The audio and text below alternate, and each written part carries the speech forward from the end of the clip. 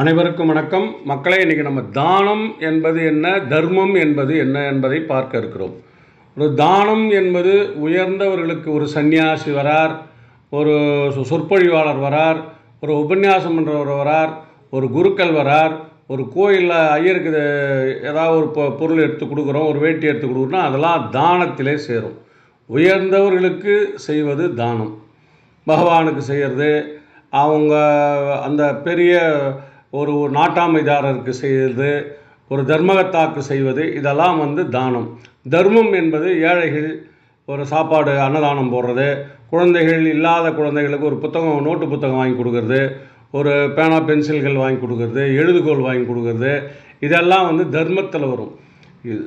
இல்லாதப்பட்டவர்களுக்கு செய்வது தர்மம். பகவானுடைய அனுகிரகம் பெற்றவர்களுக்கு செய்வது தானம். இதுதான் தர்மத்துக்கும் தானத்திற்கும் உள்ள வித்தியாசம் மக்களே. வணக்கம்.